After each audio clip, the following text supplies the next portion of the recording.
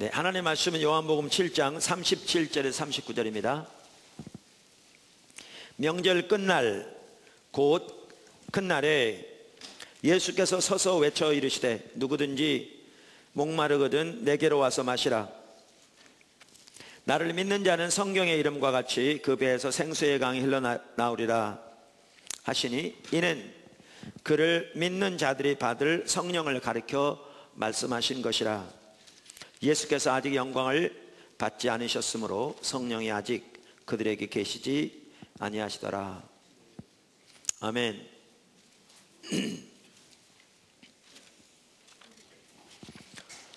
우리가 주일 낮 시간을 통해서 성령과 동행하는 삶에 대해서 지금 몇 달째 살펴보고 있습니다. 그동안 성령과 동행하는 삶을 위한 요소들을 이렇게 분야별로 쭉 살펴보았습니다. 오늘은 성령과 실제적으로 동행하는 삶을 위한 몇 가지 중요한 요소들을 살펴보고자 합니다. 5가지를 살펴보고자 하는데요, 여러분이 한편은 잘 아는 기본적인 것들입니다. 그런데 우리가 중요한 것은 그 기본적인 것들을 그대로 배워서 사는 것이 중요합니다. 사실 설교는 이렇게 듣고 이렇게 마음에 감동받기 위한 것이 아니고요, 하나님의 길이 제시되는 것이고 그 길대로 사는 것이 우리의 신앙이거든요. 제가 일부 예배 때도 이렇게 나누다 보니까 이 부분이 명확하게 더 보여졌는데, 우리는 배워야 되고요, 살아야 되고요, 자라나야 되고요, 다른 사람을 가르쳐야 합니다. 모든 면에서. 그러니까 이게 우리의 신앙입니다. 지난주에 십자가에 대한 삶을 살펴봤잖아요. 그럼 십자가의 삶을 우리가 배워야 되고요, 살아야 되고요, 자라나야 되고요, 다른 사람 가르쳐야 합니다. 이게 예수님의 제자의 삶입니다. 그러니까 하나님의 성령과 동행하는 삶에 있어서도 마찬가지입니다. 지난 주간에 우리 포도나무 교회에 지금 신학생이 꽤 많습니다. 참 귀한 일이죠. 정말 이 시대에. 지금 우리 같은 교 다닌 침례신학대학, 그 다음에 총신은 장로교인데, 이 두 신학교만 하더라도요, 대학원 현재 재학 중인 학생이 20명 가까이 될 겁니다. 엄청 많은 거죠. 우리가 가까운 여기 외신 많은 분들이 거기 졸업했고 그랬는데, 두 지금 신학교만 하더라도 그렇습니다. 근데 지금 그 중에 한 분이 저한테 지난주에 메일인가 문자인가 보냈어요. 다른 분도 그런 일들이 있는데, 학교에서 다른 신학생과 함께 제 책 십자가 복음 가지고 이렇게 나누는 거죠. 그러면서 거기에 많이 하나님이 함께 하시는 것 같아요. 그러면서 그 배우는 분이 전도사님인데, 그 교회에 가서 또 설교할 기회를 목사님이 주셨을 때 그 부분을 나눴더니 권사님들이 눈물 흘리면서 은혜를 받고 너무나 놀라운 일이 났다. 그리고 또 우연한 기회에 다른 통로를 통해서 만난, 오래전에 교회를 다녔었는데 지금은 전혀 교회를 안 다닌 한 사람과 일주일에 한 번씩 성경 공부하면서 양육해가는, 그러면서 그의 삶 속에 너무나 놀라운 변화가 일어나고 있는, 심지어 더 좋은 직장이 된 거예요. 근데 그 직장은 시간을 정기적으로 하나님 앞에 예배드리는 것이 방해될 뿐만 아니라 돈은 더 많이 버는데, 그래서 신앙이 잘 자라고 있는데 고민하는 거죠. 이걸 아무리 가르치는 사람이지만 그렇게 하라고 말은 못 하잖아요. 그렇게 기도했는데 본인이 하나님과의 관계에서 기꺼이 돈을 좀 적게 받더라도 하나님께 정기적으로 예배하고 주님 안에 자라나는 길을 택한 거예요. 초신자인데. 그래서 우리 신앙이 참 중요한 게 이겁니다. 배워야 되고요, 살아야 되고요, 자라나야 되고요, 가르쳐야 합니다. 우리 모두가. 한번 해볼까요? 첫째, 뭐라고요? 배워야 한다. 둘째, 살아야 한다. 자라나야 한다. 가르쳐야 한다. 여러분 모두가 그렇게 사십시오. 아멘. 모두가 그렇게 사십시오. 자, 내가 다시 해볼까요?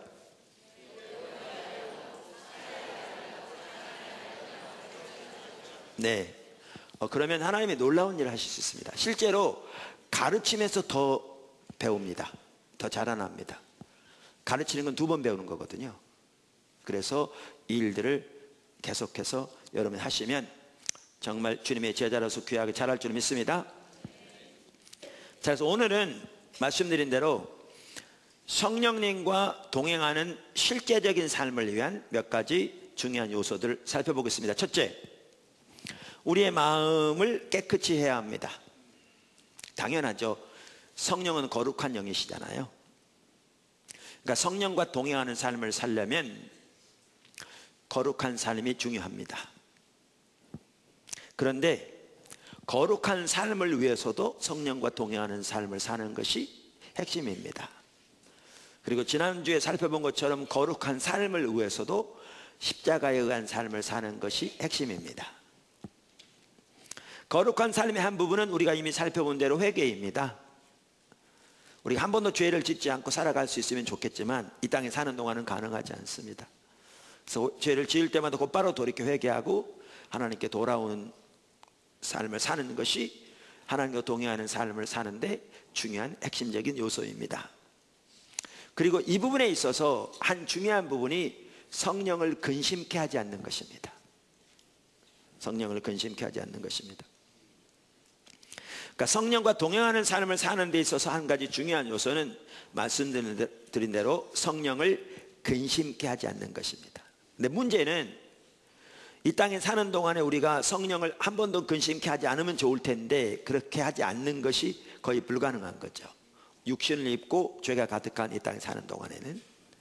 그러니까 우리가 해야 할 일은 우리가 성령을 근심케 했을 때 그것을 곧바로 알아차리고 즉각 회개하고 거기서 돌이키는 것이 성령과 동행하는 삶을 사는데 중요한 요소입니다. 근데 성령을 근심케 하는 것에 대해서는 다뤄야 할 부분이 많기 때문에 다음 시간에 따로 다룰 겁니다. 전체적으로 따로 다룰 겁니다. 광야 생활하던 이스라엘 백성들은 반복적으로 하나님께 범죄하고 하나님을 배반하고 하나님을 대적하고 하나님을 시험하고 하나님의 분노가 활활 타오르게 했습니다. 시편 78편 17절에서 21절 등에 보면 알 수 있습니다. 다시 말해서 그들은 반복적으로 성령을 근심케 했습니다. 이사야서 63장 10절 등에 보면 알 수 있습니다. 그런데 심각한 것은 그런데 그들은 그 사실을 전혀 깨닫지 못했습니다. 그래서 당연히 여기서도 하나님의 얼굴을 구하는 삶의 핵심입니다. 우리가 하나님의 얼굴을 구할 때 성령께서 우리의 마음문을 밝혀주셔서 우리가 어떤 면에서 성령님을 근심케 하고 있는지를 깨닫게 하시고 그래서 우리가 돌이킬 수 있기 때문에 그렇습니다. 아멘. 첫째는 우리의 마음을 깨끗게 해야 합니다. 둘째, 성령의 임재를 믿음으로 구해야 합니다. 성령의 임재를 믿음으로 구해야 합니다.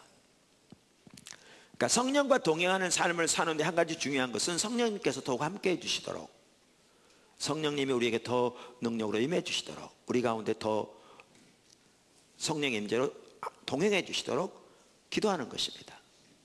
믿음으로. 아멘.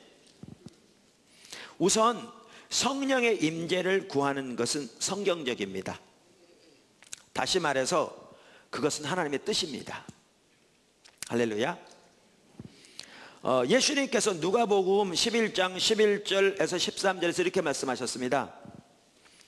너희 중에 아비 된 자로서 아버지 된 자로서 누가 아들이 생선을 달라 하면 달라 하는데 생선 대신에 뱀을 주며 알을 달라 하는데 전갈을 주겠느냐.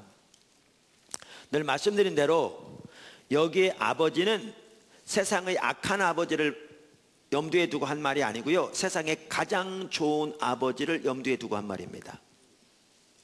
그걸 기억하셔야 합니다. 그래야 하나님께서, 예수님께서 말씀하고자 하는 의도를 알 수 있습니다. 여기서.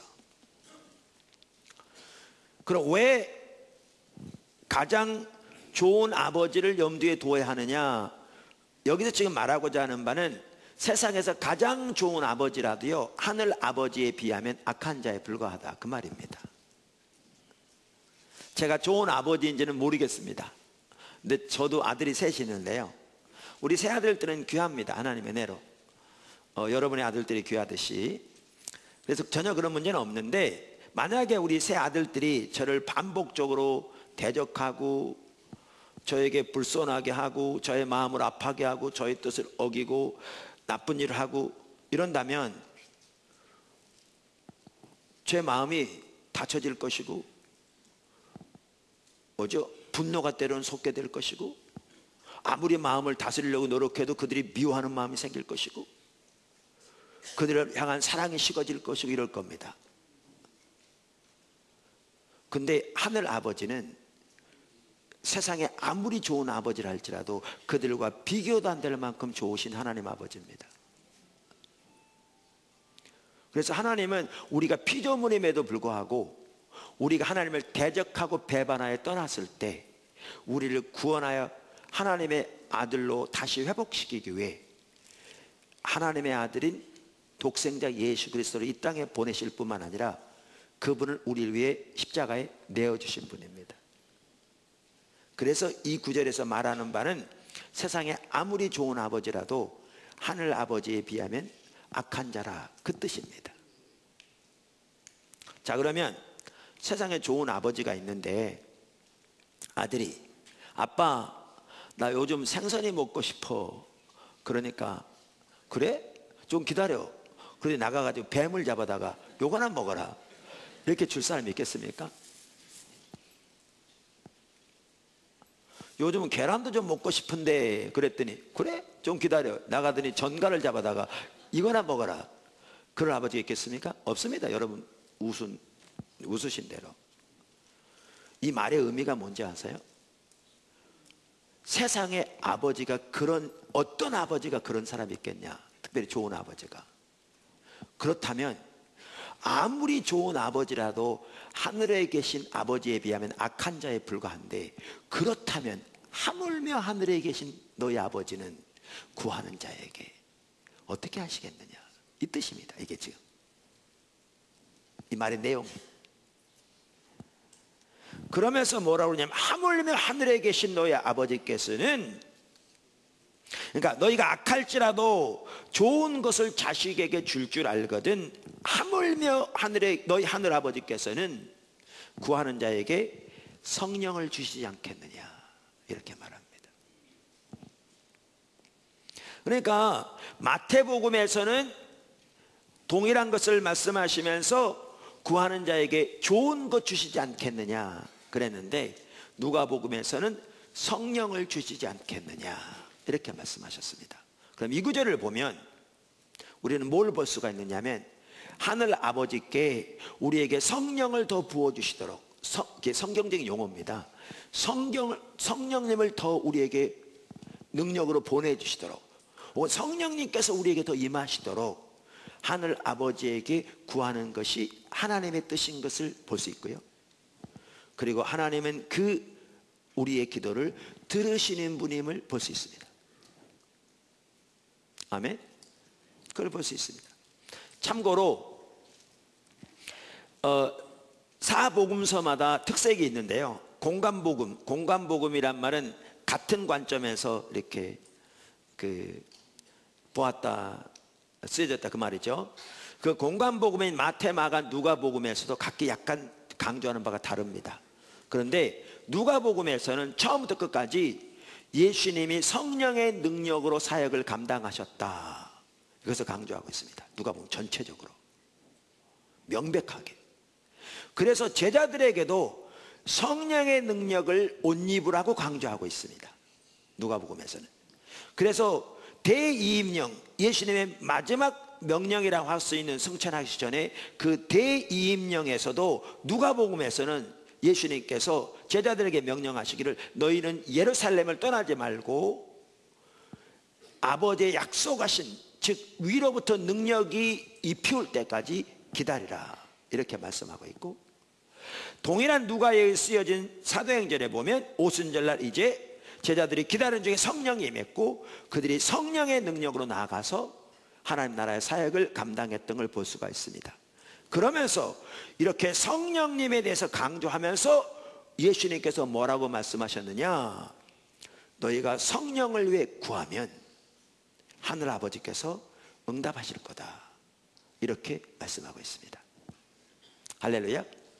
그래서 여기에 볼 수 있는 게 뭐냐면, 우리가 성령을 위해, 다시 말하면 성령님을 더욱 우리에게 보내주시도록 기도하는 것이 하나님의 뜻인 것을 볼 수 있습니다. 우리가 이미 살펴보았기 때문에 그런데 오늘 이 설교를 처음 듣는 분은 오해할 수 있습니다. 성경에 보면 갈라디아 3장 등에 보면 명백하게 볼 수 있는데요, 우리가 예수를 믿을 때 성령님이 우리 속에 와 계십니다. 그래서 오셔서 우리를 인도하시고 지도하시고 우리를 가르치시고 우리와 동행하십니다. 동시에 성경은 그 후에도 하나님께서 지속적으로, 성경적인 용어로 말하면 성령을 주시고 너희 가운데서 능력을 행하시는 이 일이, 이렇게 표현하듯이 하나님께서 지속적으로 우리에게 성령을 주시고 또한 성령의 역사를, 능력을 부어주시고 우리 가운데 성령으로 역사하시는 것을 볼 수가 있습니다. 그럼 어떤 분은 이렇게 말할 수 있습니다. 아니, 성령은 한 분인데 우리 속에 와 계신 성령님은 뭘고 또 오시는 성령님은 뭐냐? 우리 인간적인 지혜로 다 이해할 수 없습니다. 제 안에 성령님이 온전히 와 계신데요, 그 동일한 성령님이 여러분 안에서 온전히 와 계십니다. 그분 한 분이신데, 그리고 에베소 1장만 하더라도 이미 예수를 믿은 하나님의 백성들인 에베소 성도들에게 사도 바울이 그들을 위해 기도하면서 지혜와 계시의 영을 너희에게 주사, 사실은 신학적인 이유 때문에 이미 성령이 와 계신데 왜 또 성령을 달라고 그러느냐, 이런 이해를 가지고 있는 사람들이 개역 성경에서는 지혜와 계시의 정신을 너희에게 주사로 번역했습니다. 근데 그 구절은 지혜와 계시의 영, 성령을 가리킵니다. 그래서 개역 개정판을 그렇게 바꿨습니다. 그러니까 성경에 보면 우리가 예수를 믿을 때 성령님이 우리 속에 와 계실 뿐만 아니라 동시에 하나님께서 지속적으로 우리에게 성령을 더욱 주신다, 이 말은 성령의 능력을 부으시고 성령이 우리 가운데 더욱더 역사하시도록 기름 부음 부으시고 이러한 것들을 표현한다고 믿습니다. 이렇게 말하고 있습니다. 근데 이 모든 것을 위해서 구하는 것이 성경적이라, 이런 걸 볼 수 있습니다. 하나님의 뜻이라, 그 말입니다. 아멘. 그리고 성경에 의하면 우리가 하나님의 뜻을 따라 구하는 기도는 하나님 응답하십니다. 응답하십니다. 그래서 요한에서 5장 14절에 이렇게 말하죠. 그를 향하여, 여기 향하여란 단어는 헬라어로 프로스란 단어인데요, 이 단어는 친밀한 교제를 전제한 단어입니다.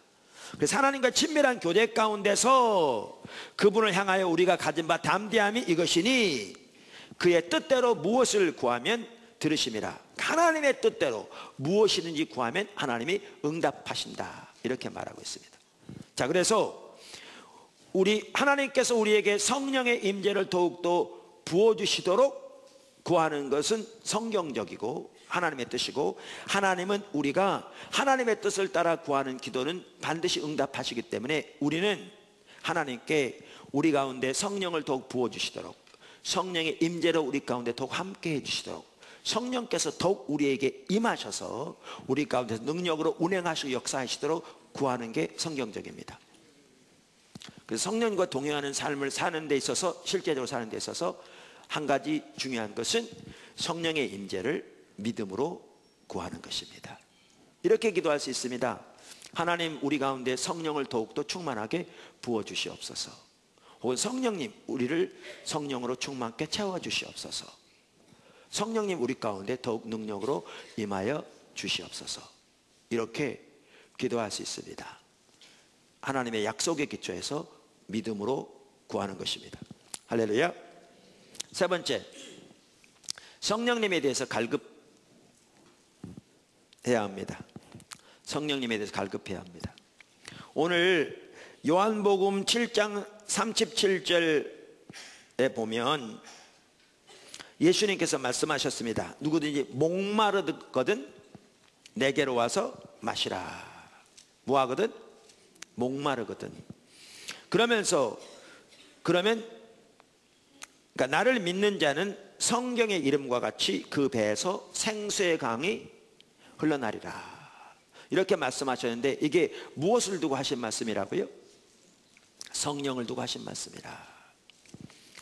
자, 그래서 우리 가운데 성령님이 더욱 함께 하시고 우리가 성령과 동행하는 삶을 살기 위해 한 가지 중요한 요소가 뭐냐면 성령님께 대해 갈급한 것입니다.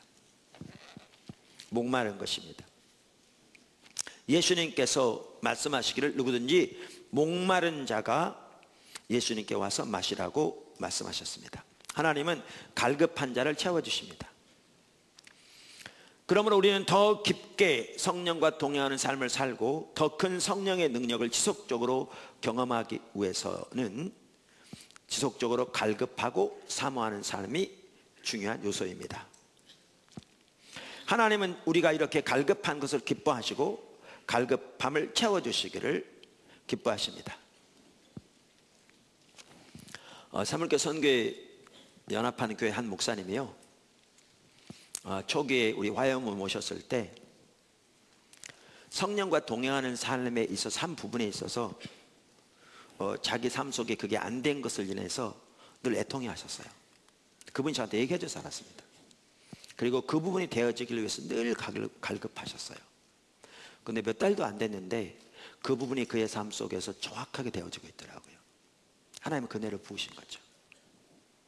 하나님은 갈급한 자를 채우십니다. 그러니까 성령과 동행하는 삶에 있어서도 중요한 요소가 뭐냐? 갈급하는 것입니다. 성령님에 대해서. 할렐루야. 네 번째, 성령께 항상 열려져 있어야 합니다. 성령께 항상 열려져 있어야 합니다. 자, 작은 첫 번째, 성령님과 동행하는 삶에서 매우 중요한 한 부분은 성령님을 항상 의식하는 것입니다. 제가 오늘 설교 시작할 때 그 얘기했죠. 오늘 설교가 매우 간단한 내용이라고요. 근데 제가 뭐라고 말씀드렸냐면 여러분 실제로 해보시라고요.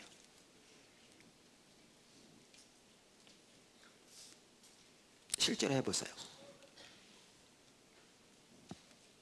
그래서 제가 말씀드린 게 배우고 살고 자라나고 가르치자, 이렇게 말씀드린 거죠. 실제로 해보시면요, 여러분이 성령과 동행하는 삶에서 그 삶을 배울 뿐만 아니라 자라나게 될 겁니다. 아멘. 자, 성령과 동행하는 삶에서 매우 중요한 한 부분은 항상 성령님을 의식하는 것입니다.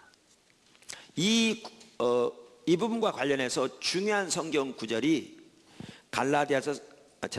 데살로니가전서 5장 16절에 18절입니다. 잘 아는 구절입니다. 근데 매우 중요한 구절입니다. 한번 보시죠.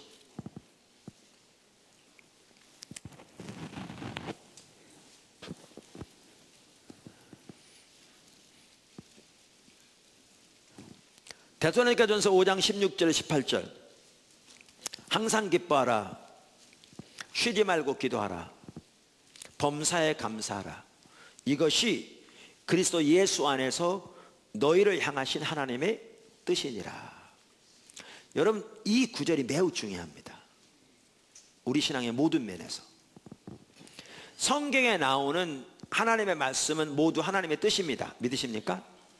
이것이 하나님의 뜻이니라 라고 말할 필요가 없습니다.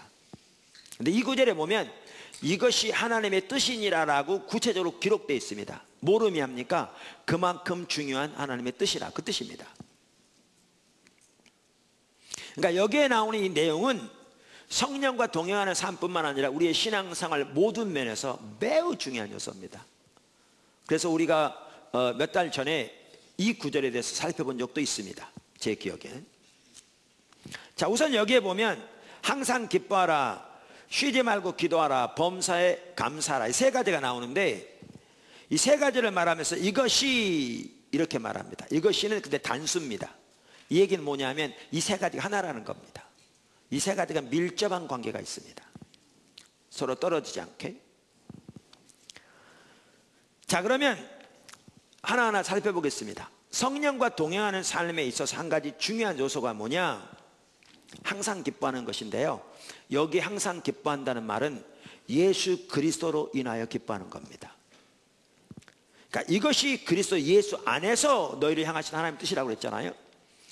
저와 여러분의 기쁨의 요인이 예수 그리스도와 그리스도 안에 있는 것이 아니면 우리는 항상 기뻐할 수 없습니다. 우리가 우리 생각대로 기뻐할 수 있는 요인이 있지만 살아가다 보면 그 반대 요인들도 매우 많거든요. 그러나 우리가 어떤 상황에 처하든지 우리가 기뻐하는 그 요인이 예수 그리스도와 예수 그리스도 안에 있는 것이라면 우리는 항상 기뻐할 수 있습니다. 그래서 여기서 기뻐하라는 말은 여호와로 인하여, 예수 그리스도로 인하여 기뻐하는 걸 말합니다. 할렐루야. 느헤미야 8장 10절에 보면 여호와로 인하여 기뻐하는 것이 너의 힘이라 이렇게 말합니다. 느헤미야서는 예루살렘 성이 중건될 때에 대한 기록입니다. 예루살렘 성을 중건하면서 많은 어려움이 있었습니다. 주변 나라들의 반대 대적이 있었고요. 그러니까 밤낮으로 그들의 대적을 인하여 그걸 물리치고 방어하고 하기 위해서 수고해야 됐고요. 동시에 성을 쌓아야 했고요. 그래서 거의 잠을 자지 못했습니다. 농사여 제대로 돌보지 못했습니다. 그러니까 흉년까지 왔습니다. 그에 우리는 이럴 겁니다. 하나님, 우리가 하나님을 위해서 이렇게 수고하는데 잠도 자지 못하고 고생하면서 하나님이 흉년까지 들게 합니까? 너무나 너무하십니다. 그럴 겁니다. 그럴 수 있어요. 근데요, 특별히 그들이 성벽 짓는 일에 힘쓰다 보니까 농사를 소홀할 수밖에 없었어요. 그러니까 흉년이 들었어요. 이 상황에서 느헤미야가 하나님 백성들에게 뭐라고 그러냐면 여호와의 성일이니 단 것을 먹으라고 그러면서 여호와로 인하여 기뻐하는 것이 너의 힘이라 이렇게 표현합니다. 그 상황에서도 하나님으로 인하여 기뻐할 수 있습니다. 그리고 하나님으로 인하여 기뻐하는 것이 우리에게 영적인 힘을 공급해 줍니다. 포도나무 교회에서는요, 뭐라 그러지? 갑자기 생각이 안 나네요. 우울증을 심하게 걸린 많은 분들이 치유됐어요. 그러니까 어떤 분들은, 그분들 중에 꽤 여러 명 여기 있어요. 우울증이 얼마나 심했느냐 하면 일상적인 사회생활이 가능하지 않을 만큼 심각했었는데 그런 분들도 많이 치유됐어요. 그래서 그런 분들이 많이 치유되는 걸 보면서 저는 어떤 생각이 드냐면 우울증은 병도 아니다 이런 생각이 들어요. 근데 실제로 우울증은 간단한 병이 아니에요. 심각한 병이에요. 그런데 우리 가운데서 아까도 말한 대로 매우 심한 사람들도 여러 명 치유됐어요. 이유는 간단해요. 하나님을 추구하고 하나님을 알고 하나님의 존재를 다해 사랑하고 하나님 그분 자신을 알기를 추구하며 하나님 그분으로 인하여 기뻐하고 그분께 감사하는 삶을 살게 되면 치유되게 돼 있어요. 우울증 같은 건 틈을 타지 못하는 거죠. 여호와로 인하여 즐거워하는 것, 기뻐하는 것이 우리의 힘이거든요. 우리의 힘이에요.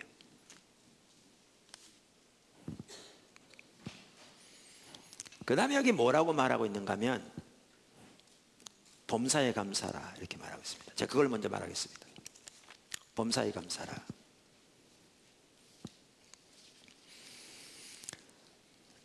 하나님의 그 크신 사랑과 은혜로 인하여 그리고 하나님께서 행하신 그 놀라운 일들을 인하여 하나님께 감사하는 것은 우리 신앙 전반에 걸쳐서 매우 중요합니다.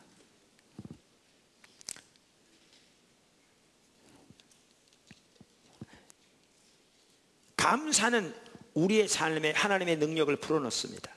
우리가 감사할 때 하나님의 행하심을 더 잘 볼 수 있을 뿐만 아니라 자신과 상대방에 대한 올바른 관점도 가질 수 있습니다. 사실 감사의 축복은 간단히 나열할 수 없을 만큼 많습니다. 반면에 우리 삶 속에 감사가 없이 갈급함만 있으면 자칫 잘못하면 파괴적인 자성이 될 수 있습니다. 파괴적인 자성.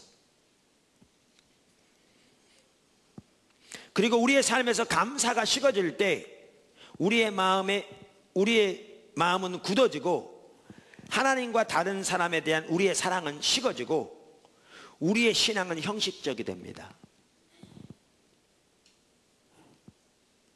여러분의 지금 신앙에 활력이 없고 신앙생활에 기쁨과 감격이 없으면 오늘 살펴보는 이 구절에 문제가 있는 겁니다. 데살로니가전서 5장 16절 18절에 문제가 있는 겁니다.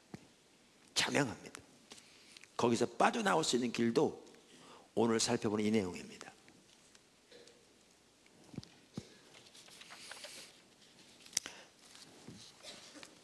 언젠가 한번 얘기한 것 같은데 포도나무 교회가 분당에 있을 때요 5년째 되는 해에 그 건물의 지하 전체를 구입하게 됐습니다. 하나님의 은혜로. 그래서 비어있던 건물인데 이제 예배당으로 꾸미기 위해서 공사를 많이 했습니다. 봉사하는 분들이 와서 하는데 제가 공사하는 건 아니지만 교회 공사 때로는 제가 감독해야 되지만 또 지시도 해야 되고 그래서 뿐만 아니라 또 봉사하는 분들이 있는데 내가 거기 있어야 돼서 하루 종일 함께 있었습니다. 아침 일찍부터 저녁까지. 그러니까 일을 하지 않는데도 되게 힘들더라고요. 그러니까 몸도 피곤하고 힘드니까 기도도 깊이 못하고 너무나 힘든 거죠. 근데 그 힘든 상황인데 제 아내가 기도하면서 그랬나? 저한테 하루는 그러더라고요. 하나님이 감사라고 그러시네요. 제가 하나님께 감사하기 시작했습니다. 하나님께 감사할 내용은 너무 많죠. 하나님께서 우리에게 주신 은혜들을 생각해 보십시오. 우리의 구원부터 시작해서 구체적으로 교회만 하더라도 하나님께서 어떻게 포도나무 교회를 세우시고 오늘까지 인도하셨는지, 그리고 우리 가운데 행하고 계신 일들이 얼마나 아름답고 놀라운지, 그리고 우리에게 주신 구원이 얼마나 위대한지, 우리 얼마나 놀라운 신분으로 하나님께서 우리를 구원하셨는지, 하나님의 자녀로서 우리에게 주신 그 권세가 얼마나 큰지, 그리고 이 땅에서 얼마나 놀라운 목적을, 하나님의 목적을 위해 우리를 그리로 부르셨는지 등 감사할 일이 너무 많죠. 제가 하나님께 감사하기 시작했어요. 놀라운 일이 생기더라고요. 하나님과의 관계가 놀랍게 회복되고요, 영적인 무력감이 떠나가고요, 하나님을 향한 활력이 샘솟고요. 여러분 감사해 보십시오.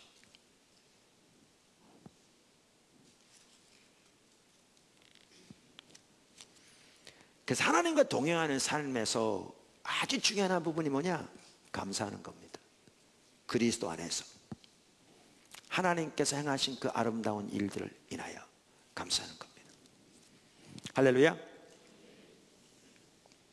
그 다음에 여기 또 하나, 데살로니가서 5장에서 여기 말씀하고 있는 하나가 뭐냐면 쉬지 말고 기도하라는 겁니다. 근데 이 부분이 아까 제가 말씀드린 하나님의 성령께 항상 열려져 있는 것을 의미한다고 저는 믿습니다. 이 쉬지 말라고 기도하라는 이 말씀과 그 맥락을 보면 에베소 6장 18절이 밀접하게 연결되어 있습니다. 에베소 6장 18절 이렇게 말하죠. 모든 기도와 간구로 하되 항상 성령 안에서 기도하고, 이렇게 같은 내용이죠. 근데 여러분 이 두 구절 모두에서 쉬지 말고 기도하는 것은 그 핵심이 우리의 영이 항상 성령께 열려져 있는 걸 의미합니다.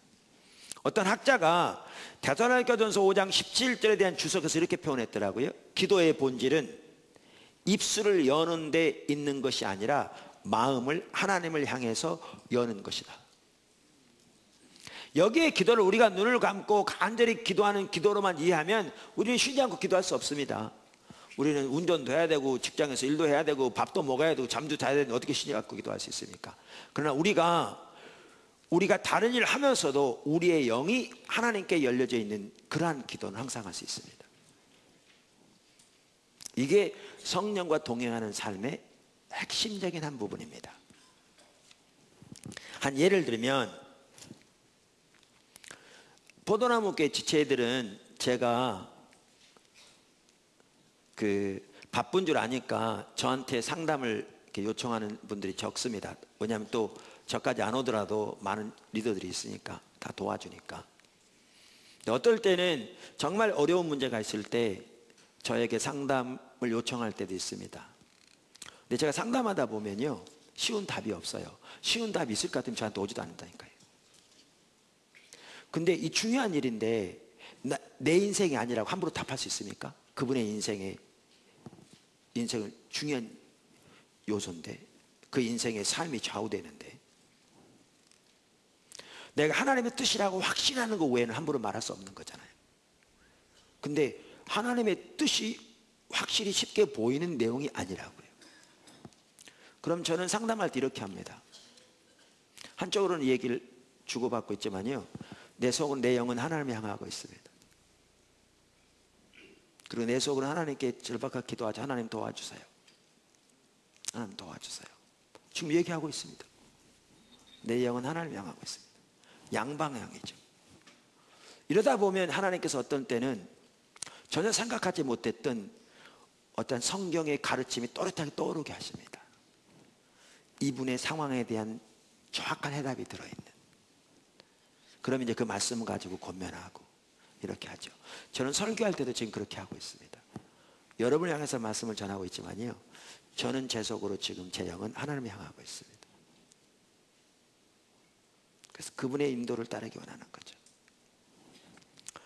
여러분이, 제가 지금 말하는 이 일들은 여러분의 모든 삶에서 할 수 있습니다. 그리고 제 얘기를 잘 들으십시오. 이 일을 하는 만큼 성령과 동행할 수 있습니다. 그러니까 저도요, 하루 24시간 이렇게 못하고 있습니다. 이게 저절로 되어지지 않습니다. 훈련으로 되어집니다. 그런데 우리가, 그러니까 어떤 사람은 그런다고 그러잖아요. 이건 좀 다른 얘기인데, 제가 어느 책에 보니까 어떤 사람은 자기가 운전할 때는 방언으로 기도한다고 그러더라고요. 계속. 그러니까 여러분 운전할 때마다 방언으로 기도하다, 그 얘기는 아닙니다. 뭐 할 수 있다면 좋다고 생각합니다. 근데 제가 그 책을 읽으면서, 그걸 보면서 같은 맥락인 거죠. 하나님께 자기 영을 향하는 거죠. 그러니까 우리가 차를 타고 갈 때에도, 운전할 때에도, 직장에서 일할 때에도, 사람을 만날 때에도 이렇게 할 수 있습니다. 아까도 말씀드렸는데 저절로 되지 않습니다. 여러분 자녀들에게 얘기할 때요, 일단 나오는데, 자녀들에게 어떤 말을 권할 때요, 여러분 생각할 때 함부로 하지 마십시오. 그러니까 문제가 되는 겁니다. 한 발짝 물러서서 여러분의 영은 하나님의 영을 향하고 자녀와 얘기하면서 하나님의 지혜를 구하십시오.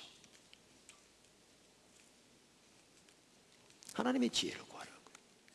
하나님의 도움을 구하십시오. 그리고 그분이 주신 지혜를 따라 말하십시오. 그러니까 이 삶은 우리의 삶의 모든 영역에서 우리가 살아갈 수 있는 그 방식이고요, 우리가 이것을 사는 만큼 성령과 동행할 수 있습니다. 할렐루야. 그래서 제가 뭐라고 그랬죠? 4가지 오늘 설교 시작하면서 배우고 살고 자라나고 가르치자 그랬죠? 다른 사람 가르치자 그 말이죠. 그러면 이 삶에 있어서도 여러분 배우고 살고 자라나고 다른 사람 가르치십시오. 할렐루야. 네, 이와 같이 성령과 동행하는 삶에서 매우 중요한 한 부분은 성령을 항상 의식하는 것인데요, 이제 작은 두 번째, 여기에서 중요한 한 부분이 뭐냐면 성령님께 스스로 묻는 것입니다. 여기에서 중요한 한 부분이 뭐냐면 성령님께 스스로 묻는 것입니다. 우리 신앙의 한 핵심은 예수가 우리의 지혜가 되시는 삶입니다. 믿으십니까? 고린도서 1장 30절. 그게 우리 신앙의 기초입니다. 이미 살펴본 대로. 그러면 어떻게 예수님이 우리의 지혜가 되시는 삶이 됩니까?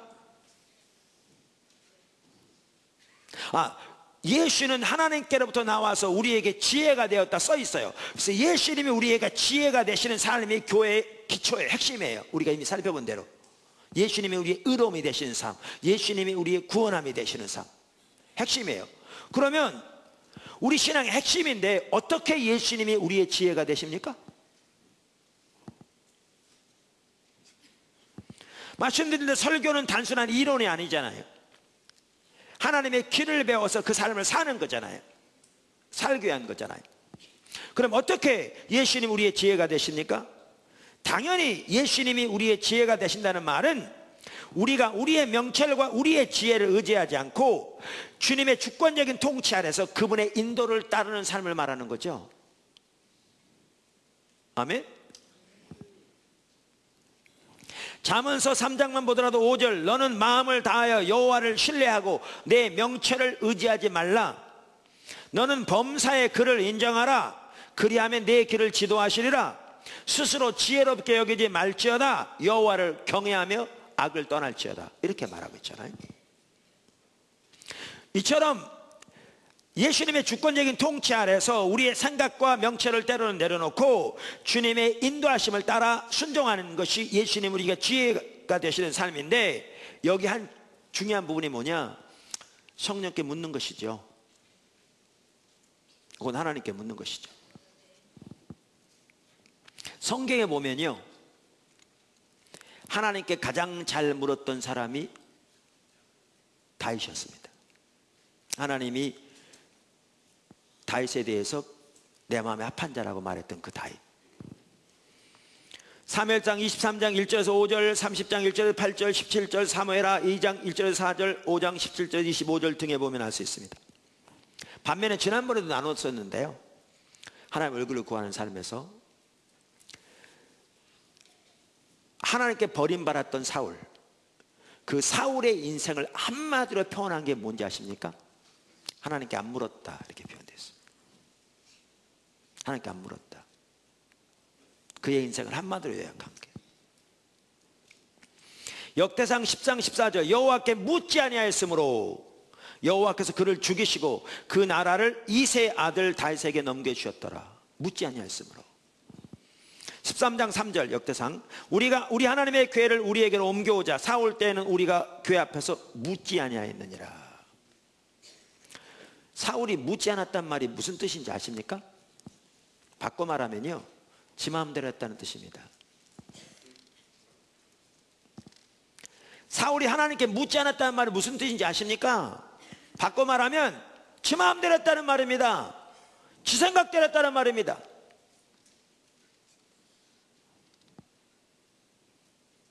우리는 이런 경향이 있습니다. 어떤 일을 시작할 때는 자기 생각대로 자기 마음대로 결정해서 해요.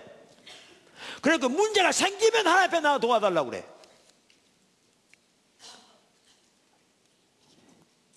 그리고 하나님께 기도했는데도 자기가 원하는데 안 되면 하나님 원망해. 지가 시작해놓고.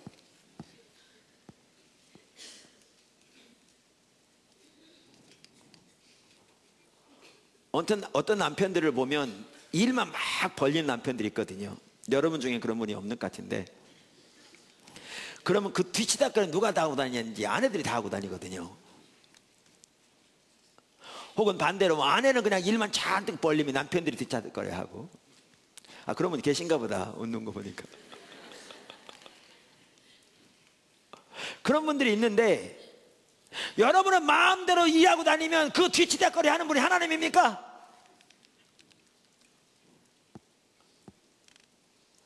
성경에 보면 그게 우리 신앙인가요? 그게 하나님이 하시는 일입니까? 아니요. 하나님은 여러분의 뒤치다거리 하는 분이 아닙니다. 이 말씀에 관해. 그러니까 시작할 때 하나님께 묻고 했어야죠. 시작할 때 하나님의 인도를 따라서 했어야죠.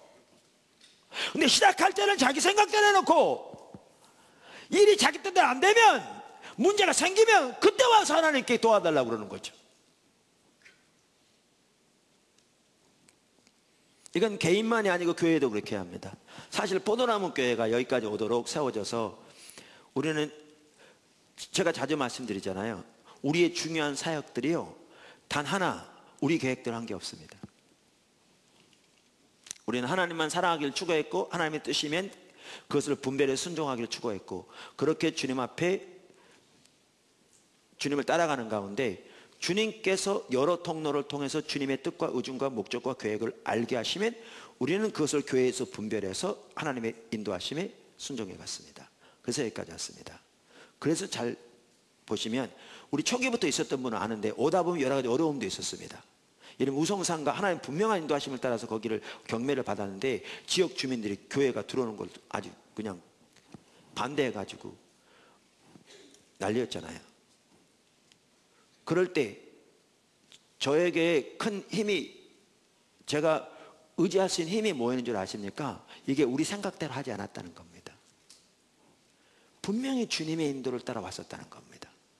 그 확신이 있었기 때문에 제가 그 상황에서 능히 이길 수 있었거든요. 그리고 이렇게 주님의 인도를 따라가면서 어려움 닥칠 때는 주님의 인도를 따라왔기 때문에 우리가 주님을 구하면서 이렇게 구합니다. 우리는 도와주세요 도와주세요 이렇게 안 하고요, 주님, 우리가 주님의 인도를 따라왔는데 왜 이런 일이 생깁니까? 하나님의 뜻이 뭡니까? 우리의 삶에 조정해야 할 게 뭡니까? 우리가 잘못하고 있으면 뭐가 잘못했습니까? 하나님이 여기서 어떻게 하기를 원하십니까? 이렇게 주님을 찾고 구하는 가운데 너무나 놀라운 일들이 일어났죠. 그래서 여기 교회가 세워진, 이 부지를 구입해서 여기 오게 된 겁니다. 그 당시 우리 교회의 사이즈로요, 이 넓은 부지를 구입해서 이 건물을 지어서 올 수 있는 게 아니었습니다. 처음 일이 시작됐던 성도가 200명도 안 됐을 때입니다. 청장년이. 우리는 상상할 수 없는 일이었죠. 근데 그 과정을 통해서 하나님의 뜻을 찾고 분별하는 중에 하나님의 구체적인 인도하심이 있었고, 그래서 이렇게 오게 된 겁니다. 하나님의 인도를 따라가야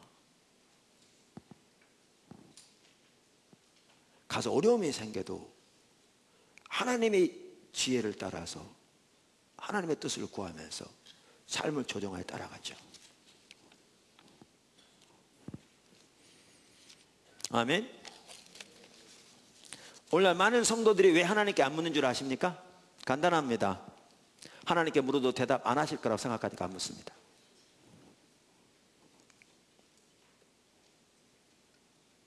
간단해요. 성령님께 물으면 대답하시나? 무슨 성령님이 내가 묻는다고 바로바로 대답하시나? 이렇게 생각하니까 안 물어요. 해보십시오.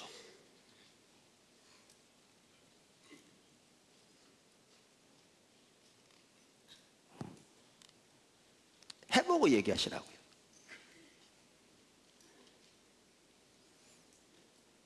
내 말은 여러분이 물으면 즉각 못 오면 하나님이 다 답하실 거라 그 얘기는 아닌데, 해보시라고요.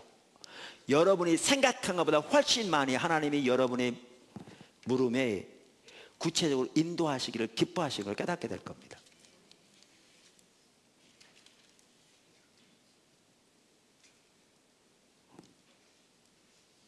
깨닫게 될 겁니다.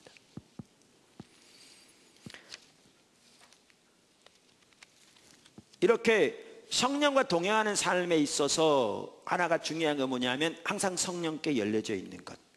그러니까 성령님을 항상 의식하는 게 중요하고요, 여기 하나가 성령께 묻는 게 중요한데, 거기 한 가지만 더 말씀드리면요, 반면에 성령님을 의식하지 않는 것이 성령을 근심케 하는 것입니다.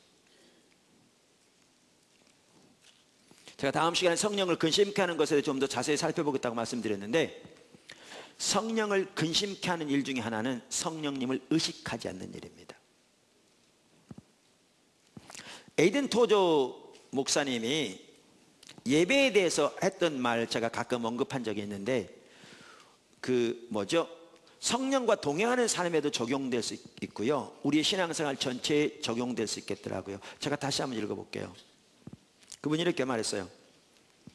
성령님을 구석으로 몰아넣고 그분에게 주의를 기울이지 않고 그분의 감동에 불을 끄고 그분의 인도에 저항하면서 하나님이 받으실 만한 예배를 드리겠다는 생각은 반드시 교정돼야 할 이단이다.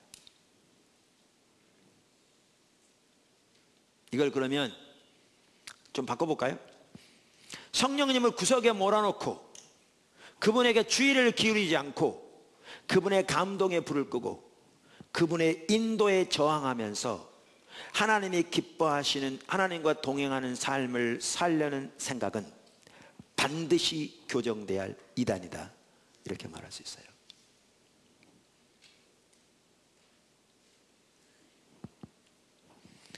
제자입니까? 라는 책이 몇십 년 전에 우리나라에 많이 퍼졌죠. 후안 카를로스 목사님이 쓴 책인데요, 거기에 보면 그런 예화가 있어요. 만들어낸 예화입니다. 한 번은 후안 카를로스 목사님이 성도 집에 신방한 겁니다. 띵동 띵동, 대답이 없어요. 문을 두드려요. 대답이 없어요. 소리가 분명히 안에서 나는데, 식구들 소리가. 봤더니 문이 열려 있어요. 그래서 문 열고 들어갔어요. 그랬더니 아내는 부엌에서 저녁을 만들고 있고요, 남편은 텔레비전 보면서 애들하고 얘기하고 있고요, 아내하고도 얘기하고 있어요. 들어갔는데 목사님 들어갔는데 본체도 안 한 겁니다. 헬로우 해도 본체도 안 해요. 자기네끼리만 얘기해. 전혀 의식조차도 안 해요. 가서 말을 시켜도 들은 채도 안 해요. 자기네끼리만 얘기해. 그래서 한참 그러다 돌아왔습니다. 그냥 돌아왔더니 주일날 됐는데 그분들이 교회 오면서 목사님 잘 계셨습니까? 우습죠. 아까 말한 지어낸 예라고 그랬잖아요. 누가 이렇게 하겠어요? 근데 여러분, 오늘날 대다수의 성도들이 성령님께 그렇게 합니다.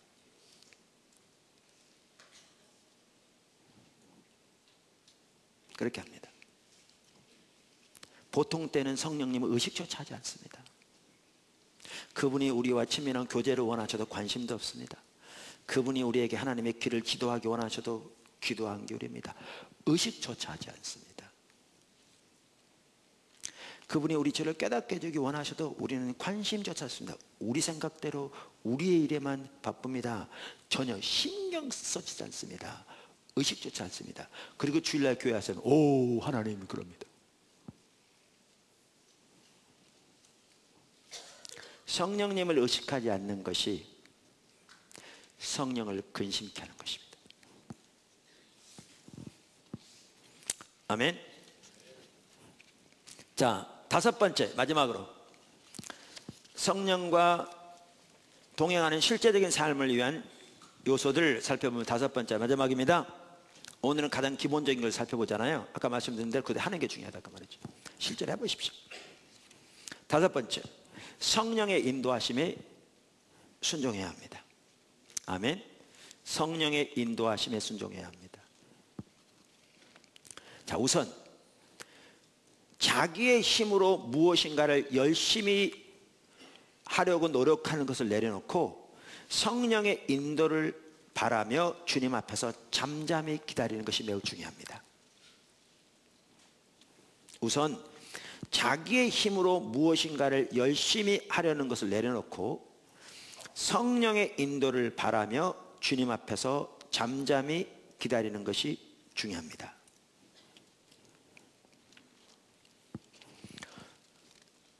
수영을 못하는 사람들은요, 물에 들어가면 물에 뜨려고 아등바등합니다. 그런 사람 물에 꼴깍 빠집니다. 수영 못하는 사람은 이렇게 합니다. 수영 잘하는 사람도 어떻게 하냐면 물에 자기 몸을 맡깁니다. 물을 타는 거죠. 성령과 동행한 사람도 정확하게 똑같습니다. 성경은 여러 곳에서 성령을 물에 비유하고 있습니다. 그래서 그렇다는 얘기는 아닌데 그렇습니다. 그 미스터 펜테코스트라고요, 우리말로 미스터 오순절이라고 오순절 계통에 아주 존경받는 어떤 학자가 있었습니다. 제가 그분 이름을 잊어먹었는데 책에서 보니까 한 번은 젊은 신학생이 그 노학자에게 와서 제가 어떻게 해야 성령님과 동행하는 삶을 살 수 있습니까? 라고 질문했습니다. 그랬더니 그 노학자가 뭐라고 그러는지 아세요? 손가락으로 그 젊은 신학생의 가슴을 이렇게 툭 치면서 아들아 힘 빼 그러신 거예요. 아들아 힘 빼 그랬다고요. 아까 수영 생각하시면 됩니다. 제가 설명을 좀 더 하겠습니다. 가끔 젊은 찬양 인도자들은 이렇게 찬양 인도하다 보면요, 찬양을 가지고 어떻게 하든지 분위기를 띄우려고 온갖 노력을 다 합니다. 이렇게 멜로디를 막 해가면서, 또 때로는 어떤 그 부분을 막 반복적으로 해가면서 어떻게 하든지 분위기를 띄우고 뭐 이러려고 노력합니다. 그거요, 성령을 소멸하는 일입니다. 예배 방해합니다. 어떻게 해야 되냐면, 이 말은 모든 악기를 중단하는 말은 아닌데, 마음에서부터 마음을 차분하게 가라앉히고 한 발짝 물러서서 잠잠히 자기 영의 눈을 하나님을 바라고 마음에서도 그분만 예배하기 시작해야 합니다. 하나님께서 행하신 그 아름다운 일들을 인하여 그분께 찬사를 드리고 그분으로 인하여 기뻐하는 예배를 드리기 시작해야 합니다. 찬양을 그분께 온 마음으로. 이렇게 주님을 예배하기 시작하면 성령께서 운행하기 시작하십니다. 그러면 수영선수가 물을 타듯이 그 성령의 인도하심에 따라가면 됩니다.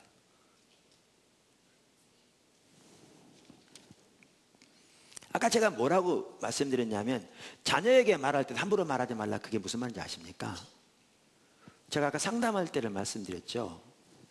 상담할 때 이 내 말이, 그분은 나를 권위자로 나에게 왔기 때문에 내 말이 매우 중요할 수 있어요. 그분의 인생에 큰 영향을 미칠 수 있다고요.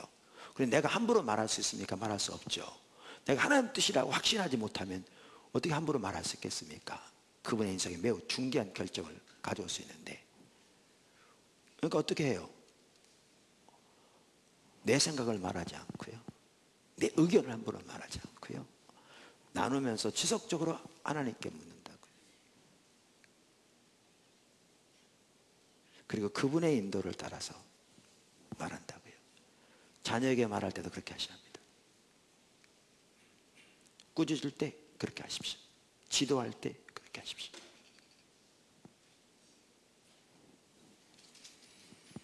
그러니까 여기에 중요한 게 뭐냐면, 말씀드린 대로 내 힘으로 뭔가를 하려고 노력하기보다 잠잠히 성령 앞에서 기다리며, 하나님 앞에 기다리며 그분의 인도를 기다리는 게 중요하다, 그 말이죠.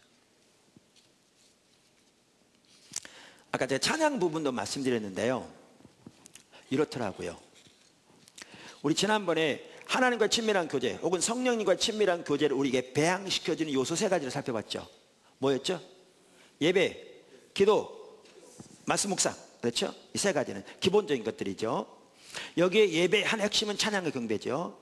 그러면 찬양과 경배가 무조건 세게 한다고 그게 하나님과 친밀한 교제가 이루어진다는 게 아니죠. 저는요, 우리 성도들뿐만 아니라 제가 이제 세문교 선교회도 섬기다 보니까 또 하나님께 저에게 주신 소명 중에 하나는 목회자들을 섬기는 것인 걸 제가 알고 있기 때문에요. 제가 인도하는 집회에는 매우 작았을 때부터 교회가 목사님들이 많이 왔어요. 그러니까 하나님이 하신 거라고 생각해요. 그래서 목사님들을 많이 이렇게 만나잖아요, 섬기고. 근데 제가 심지어 목사님들 삶에서도 뭘 보느냐 하면 이거예요. 우리 성을 다 마찬가지예요. 뭐냐 하면 찬양과 경배를 통해서 하나님을 선명히 인식하고, 우리 눈에 보이지 않지만 성령으로 인식하고 그분께 우리의 마음에서 또박또박 그분을 높이고 예배하되, 하나님께서 행하신 그 아름다운 일들을 인하여 그분께 마음껏 찬사를 드리고, 특별히 중요한 게 뭐죠? 하나님이 하나님 되심을 인하여 그분의 초월적인 주권과 우리와 함께 하시는 그 사랑으로 인하여 그분을 마음껏 기뻐하는 그 예배를 마음껏 드리는, 그래서 그걸 통해서 하나님과의 교제가 이루어지는데 자라나면 하나님 세우시더라고요.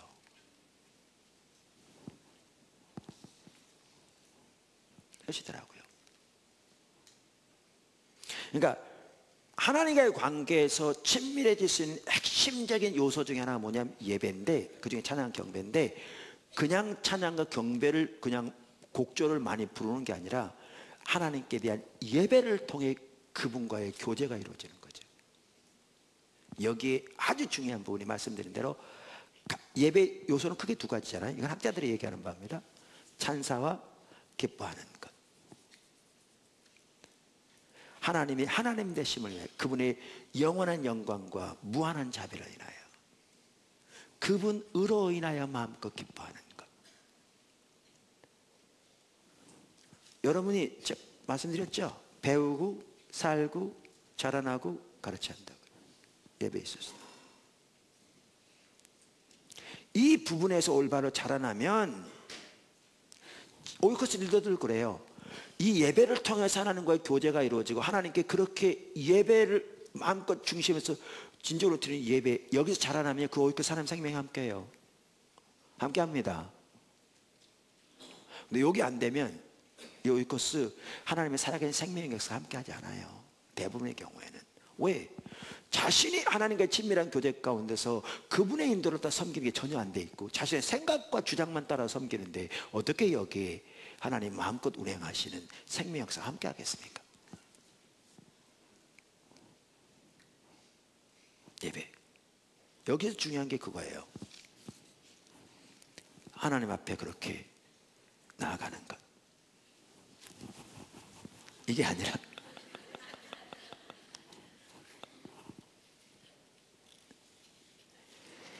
기도에서도 그래요.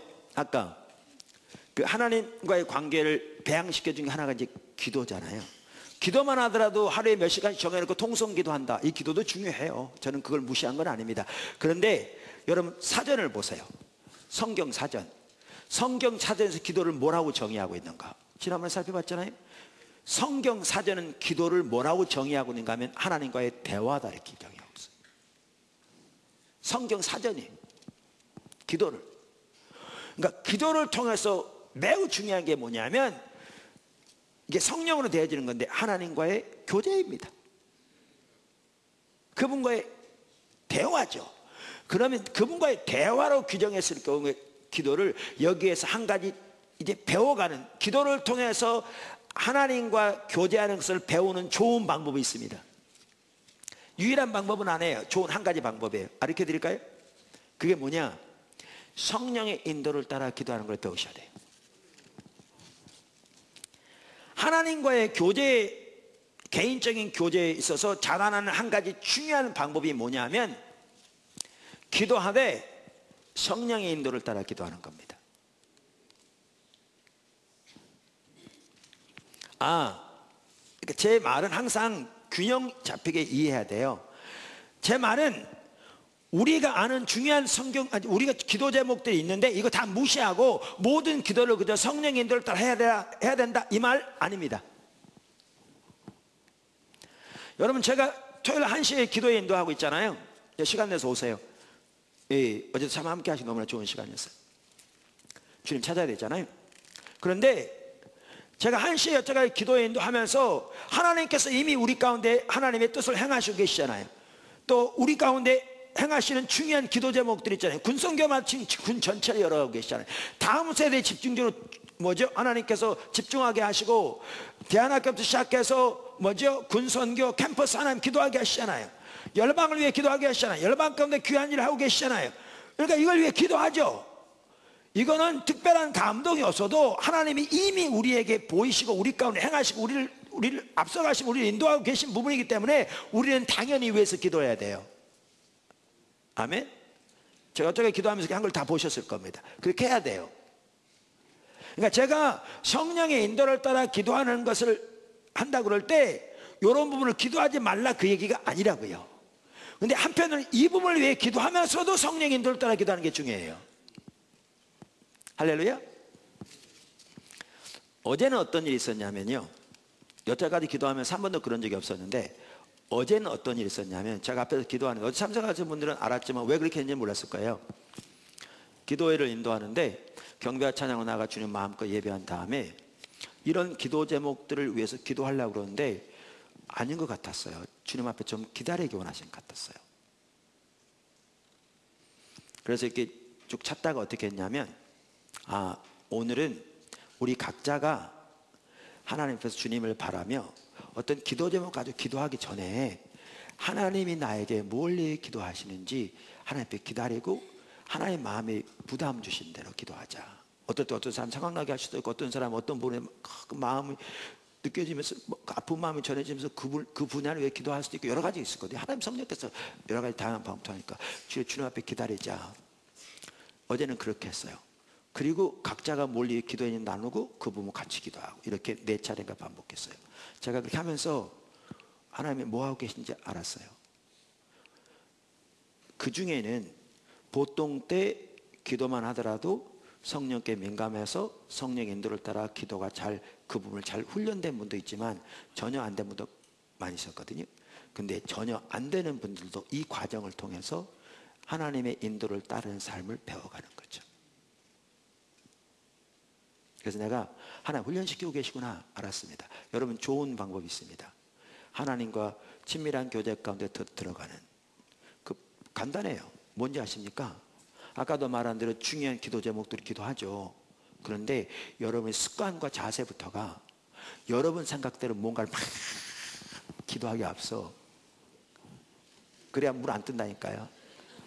기도하기 앞서 하나님 앞에 잠잠히 기다리되 그분만을 예배하고 높이고 그분의 뜻을 발견하고 열망하는 마음 가운데 하나님의 뜻을 발견하면 기꺼이 그 가운데 함께하고자 하는 그 자세로 주님 앞에 잠잠히 기다리면서 그분이 여러분 마음속에 주시는 대로, 주시는 방법이 여러 가지 있을 수 있어요. 그건 하나님만 택하세요. 주시는 대로 그 부분에서 기도하는, 이렇게 훈련에 자라나면 이게 하나님과의 개인적인 교제 가운데 자라나는 가장 좋은 방법 중에 하나입니다. 해보십시오. 해보십시오. 기도만 하더라 하나님과의 교제입니다. 그래서 성령의 인도하심에 순종하는 한 부분이 뭐냐 말씀드린 대로 자기가, 그래서 제가 이렇게 말한 겁니다. 우선 자기가 자기 힘으로 무엇인가를 열심히 하려고 노력하는 것을 내려놓고 성령의 인도를 바라며 주님 앞에서 잠잠히 기다리는 것이 매우 중요하다, 그 말입니다. 아멘. 우리가 예배 설교를 마치고 때로는 같이 기도할 때가 있어요. 이 기도할 때도 어떤 분들은 그냥 자기 생각대로 막 기도하는 분들이 있어요. 축복합니다. 그 자체가 잘못됐다는 건 아니에요. 우리가 또 기도하는 것도 귀하죠. 근데 그렇게 하기보다 아까 말한 대로 예를 들면 하나님 앞에서 기다리면서 하나님께 설교를 통해서 나에게 깨닫게 하시고 성령께서 하나님 전파된 말씀을 통해 나에게 하나님 뜻 선명히도 깨닫게 하시고 보게 하시고 그 하나님 말씀 앞에 비춰진 내 삶을 깨닫게 하시고, 그리고 그런 마음으로 기다리면서 하나님께서 나에게 비추신 대로 보이신 대로 내가 그걸 붙들고 하나님 앞에 기도하고 은혜를 구하고 내 삶을 조정하고 회개하고 나가고 이렇게 하기 위해서 주님 앞에 기다리며 주님의 인도를 따라가는 게 이게 너무너무 중요합니다. 그걸 통해서 뭐가 이루어지느냐? 기도를 통해서 대화가 이루어지는 거죠. 대화라고 그러니까 주봉아 잘했냐? 이런 대화가 아니고 하나님께서 깨닫게 하시고 성령으로 하나님 뜻을 보게 하시고 그 앞에 비춰진 내 삶을 깨닫게 하시고 그거에 따라 내 삶을 조정하고 회개하고 주님의 은혜를 구하고 이런 대화가 이루어지는 거죠. 그걸 통해서 주님과의 개인적인 교제 가운데서 그 교제를 갖게 되고 잘하게 되는 거죠. 그렇기 때문에 예배와 하나님 말씀 앞에 설 때도 마찬가지예요. 기도와 말씀 묵상이 하나님과의 친밀한 교제를, 성령님과 친밀한 교제를 그래서 배양시켜준다는 거예요. 이해하시겠죠? 그렇게 하십시오. 자, 이제 작은 두 번째입니다. 여기 보면 이렇게 하나님 앞에 잠잠히 기다리는 게 중요한데 아까 오늘 이 큰 5번째 제목이 뭐였어요? 순종한다는 거잖아요. 성령님 인도하심에. 작은 두 번째가 뭐냐면 당연히 분별이 전제됩니다. 그러니까 성령의 인도하심에 순종해야 되는데 순종하기 전에 뭐가 먼저 있어야 한다고요? 분별이 있어야 한다고요. 분별이 전제됩니다. 성령의 인도하심에 순종하기에 앞서 당연히 성령의 인도하심을 분별하는 것이 먼저입니다. 성령의 인도하심에 불순종하는 것이 죄이지만 동시에 올바른 분별이 없이 성령님의 인도하심에 무작정 순종하는 것은 매우 어리석고 때로는 위험합니다. 중요한 일일수록 더욱더 그렇습니다. 보십시오. 여러분이 남편을 이제 직장 출근 시키고 이제 간단히 정리하고 거실에 앉아서 묵상하면서 기도하고 있어요. 그런데 갑자기 마음속에 여러분 오이코스의 한 지체가 생각나요. 그래서 그를 위해 기도해야겠다는 마음이 들어요. 그래서 기도했어요. 그랬더니 마음속에 그분을 이렇게 좀 전화해서 잘 있는지 알아보고 싶은 마음이 들어요. 이런 일은요, 그냥 전화해보면 돼요. 그냥 전화 들어서 전화하세요. 그리고 전화해봐야 이 감동이 특별한 의미가 있었는지 없었는지 알아요. 전화해봤더니 아무 일 없대요. 그럼 괜찮아요. 그럴 수 있어요. 기도한 것만 충분하잖아요. 근데 전화해봤더니 이분이 매우 어려운 가운데 있어. 누구한테 말도 못하고 그렇게 고민하고 있어. 그랬더니 이제 얘기가 돼서 같이 기도하고 그 고민을 나누고 또 그 고민을 또 교구장님에 대해 이야기도 하고 교회에 달려 같이 기도해. 근데 이런 게 자꾸 반복되는데 그런 일이 자꾸 있어. 이런 뭘 알게 되냐면요, 점점 성령과 동행하는 삶을 배우는 거예요. 이걸 통해서. 무슨 말 아시겠죠? 그러니까 순종해 봐야 알아요. 그러니까 이런 일은 바로바로 순종하면 돼요. 근데 여러분 가정 전체에 중대한 결과를 가져올 이런 일들은요, 반드시 분별해보고 순종해야 돼요. 여기 계세요. 제가 이 얘기를 자주 예를 들어서 우리 지체들이 그분한테 가서 이거 리더님 얘기인데요, 그렇게 얘기해가지고 저한테 찾아오기까지 했어요. 제가 여러분의 유익을 위해서 그분의 창피를 무릅쓰고 또 얘기합니다. 그분 얘기도 된다고 그랬어요. 네, 저한테 어떤 한 분이 저한테 메일을 보냈어요. 그때는 포도나무교 성도가 아니었어요. 그런데 기도하는 중에 하나님이 그렇게 하라고 그랬다고 그래서 남편 직장 다 때려치우고 유럽에 있는 어느 나라로 간 거예요. 가서 고생만 직사하게 했어요. 돈 닦아먹고 한국 들어왔어요. 들어왔는데 이제 직장도 없어졌죠. 그런 상태예요. 그러면서 인터넷으로 이렇게 제 설교를 듣고 은혜 받는 분들이 꽤 있으니까 어떨 때는 저한테 메일을 보낸 분도 있거든요. 보낸 거예요. 그래서 제가 그랬어요. 친척 얘기 좀 하시지. 지금 얘기할 게 아니라. 이런 일은요, 분별이 확실히 전제돼야 순종해야 돼요. 그분 같은 일이 여기서 끝나지 않아요. 그분이 부부가 저한테 찾아왔어요. 그러면서 이제 그 뒤로 그분이 포도나무교로 옮겨왔어요. 와서 신앙적으로 잘 다져지고요, 잘 자라나고요. 지금 오이코스 리더예요. 그리고 지금은 잘 회복됐어요. 그렇다고 나한테 잘 회복됐다고 알려주면서 와서 얘기해 줬어요. 그래서 내가 앞으로 예를 들 때는 거기까지 하겠다고 그랬어요. 그러니까 여러분의 유익을 위해 제가 그분의 얘기를 한 거예요. 이런 부분은 분별돼야 돼요. 근데 분별돼야 되는데 여기에 중요한 게 뭐냐면, 궁극적으로는 하나님과 나 사이 혹은 하나님과 가정 우리 사이에 분별되지되, 여기에 중요한 게 뭐냐면 성숙한 리더들의 조언도 중요하고요, 하나님 말씀을 무장되어지고 하나님의 친밀한 교제 가운데 있는 성숙한 리더들의 분별도 중요하고요. 그래서 여기서 교회가 중요해요. 교회는 큰 가족이거든요. 근데 여기 한 가지 또 항상 양쪽 극단이 있어요. 한 번은 저한테 또 우리나라 지방에 있는 한 성도에게서 메일이 왔어요. 그분도 제 설교 계속 듣는 분이에요. 이렇게 메일이 왔어요. 직장이 좋은 데가 됐어요. 자기 인생이 너무나 중요한 것이고요, 자기가 그동안 기도했던 직장이 됐어요. 근데 그 직장이 다른 도시에 있어요. 자기가 있는 지역이 아니라. 그랬더니 그 목사님이 이 청년이 교회에 빠져나가는 것을 막기 위해서 그게 하나님의 뜻이 아니라고 그러는데, 그렇다고 나에게 어떻게 했으면 좋겠냐고 메일이 왔어요. 여러분 같으면 어떻게 하시겠어요? 답변을?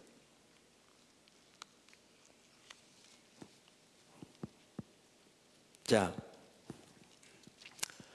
여기 뭐 우리 오이코스 리더들도 있고 교구장님들도 있고 리더들이 있는데 제 얘기를 잘 들으십시오. 저는 교회를 인도하면서 저뿐만 아니라 우리 리더들이 다 이렇게 되기를 원합니다. 저는 이 원칙을 가지고 있습니다. 그게 뭐냐면 교회의 복지보다 성도의 복지가 우선입니다.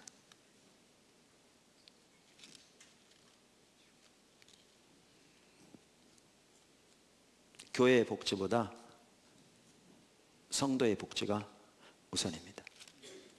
제가 말하는 복지라는 말은 돈 많이 벌다 그 뜻이 아니고요, 세상에 출세한다 그 얘기 아닙니다. 그가 하나님을 알고 하나님의 존재를 사랑하며 하나님과 친밀한 교제 가운데 거하면서 하나님이 예비하신 그 모든 은혜와 생명 역사의 그 삶 속에 넘치고 그가 하나님의 목적을 위해 귀하게 쓰임받고 하나님과 동행하는 삶을 사는 이것을 말합니다. 왜? 그게 가장 복된 삶이고 거기에 모든 하나님의 은혜와 생명이 넘칠 거니까. 이 성도의 복지가 교회의 복지보다 우선입니다. 저는 그 관점에서 조언합니다. 그래서 누가 여러분에게 어떤 하나님의 뜻을 분별하기 위해서 조언을 구했을 때 그게 바탕에 있어야 합니다. 그래야 올바로 조언할 수 있습니다. 그럼 어떤 분들은 이럴 수 있습니다. 우리 신앙생활은 교회 중심적인 신앙생활인데 그러면 그거와 어떻게 연결되느냐, 그게 배치되지 않느냐. 아니요, 교회만 하더라도 어느 한 교회를 말하는 게 아니고요, 교회는 하나님의 모든 교회를 포함하기도 하고요, 하나님 나라 관점에서 봐야 되잖아요. 또한 이런 부분이 있습니다. 본인이 이러면 자기가 속해 있는 교회를 통한 하나님의 뜻과 비전을 보고 기꺼이 세상적인 그러한 더 많은 돈과 쥐 때로는 내려놓고 하나님의 비전에 동참하기 위해 기꺼이 그 유익을 덜 취하더라도 나는 여기에서 하나님의 목적을 위해 함께 있겠다고 결정하면 그건 귀한 일입니다. 우리 목회자들이 그렇게 하듯이. 그것은 상대방이 강요할 내용은 아닙니다. 그래서 우리 하나님의 뜻을 분별할 때 중요한 것은, 그러니까 중요한 일일수록 하나님의 뜻이 먼저 분별되어져야 그 다음에 순종이 있습니다. 근데 분별되어지되 최종적으로는 자기와 자기 가족이 해야 할 일이지만, 그러나 여기에 중요한 게 성숙한 지도자들의 조언도 중요하고 교회도 매우 중요한 역할을 한다. 그런데 여기에 균형 잡힌 올바른 시각의 조언이 중요하다라고 말씀드렸습니다. 그리고 이제 그걸 전제로 우리 이제 성령의 인도하심에 순종하는 것이 핵심입니다. 할렐루야. 그래서 성령과 동행하는 삶의 한 핵심은 당연히 성령의 인도하심에 순종하는 것입니다. 우리의 순종을 통해서 하나님께서 놀라우게 일하십니다. 우리가 갈라디아 주석을 쓴 그 뉴 아메리칸 바이블 카멘터리에서 닥터 T 조지 박사의 얘기를 많이 했었는데, 그분이 이렇게 얘기했죠. 바울의 용어에서 성령 안에서 걷다 혹은 성령에 의해 인도함을 받는다는 말은 성령이 가시는 곳에 가고 성령의 음성을 듣고 그분의 뜻을 분별하며 그분의 인도를 따르는 것을 말합니다. 그래서 순종하는 것이 당연히 핵심입니다. 근데 여기에 중요한 게 있습니다. 성령이 주시는 감동에 순종하기 훨씬 이전에 우리에게 매우 중요한 요소는 하나님의 말씀에 순종하는 겁니다. 자, 보십시오. 세계적으로 놀라운 치유 사역을 감당했던 한 목사님은 이렇게 얘기했더라고요. 자기에게 성령의 기름 부음이 함께하기 때문에 자기는 환자를 위해 기도하지 않는다.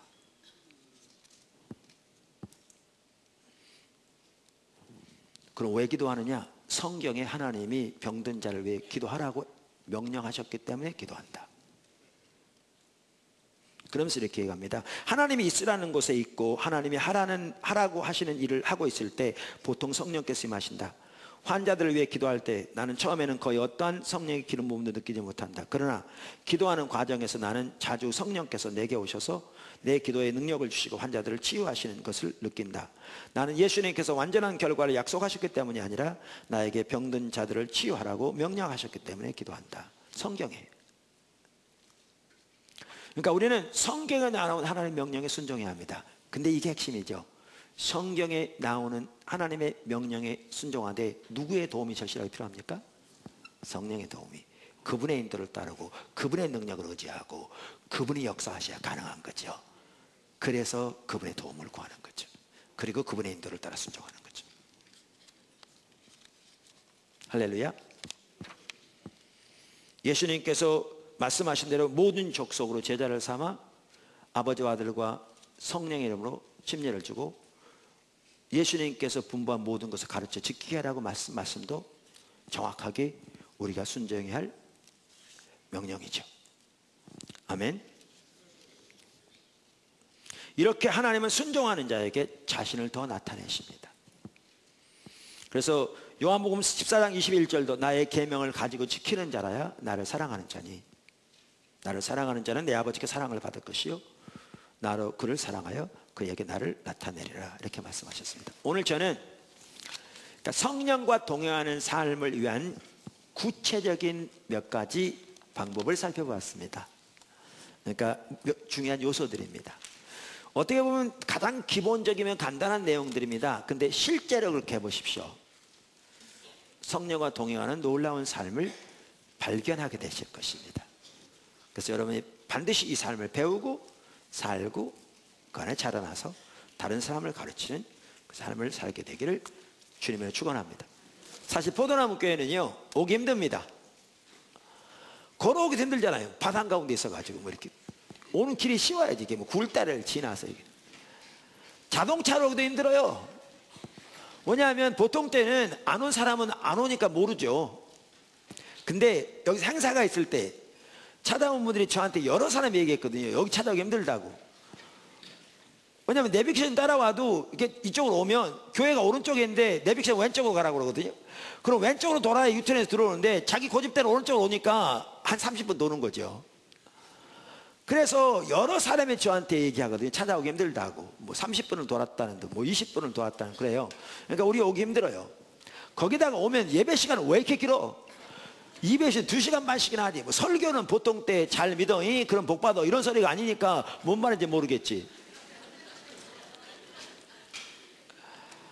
그러니까 사람들이 오기 쉽지 않습니다. 그러니까 한편으로는요 우리도 다 어린 사람도 많지만 비유적으로 보면 그러니까 비율적으로 보면 포도나무 교회에 성숙한 사람이 많습니다. 비율적으로 보면 그러니까 하나님의 비전을 보고 그 비전에 동참하고 하나님의 길을 따라 살기를 사모하는 사람들이 몰리다 보니까 그리고 처음 여기서 예수를 믿었어도 이게 당연한 거지 하고 따라가다 보니까 성숙한 사람이 비율적으로 많습니다.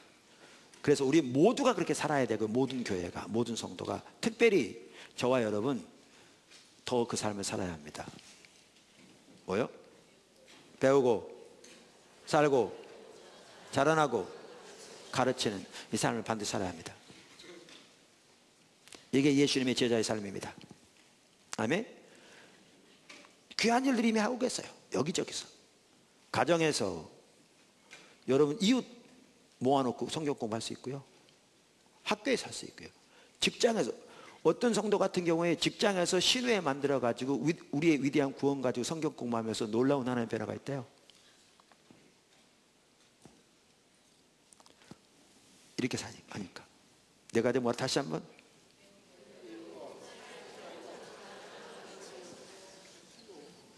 기도하겠습니다.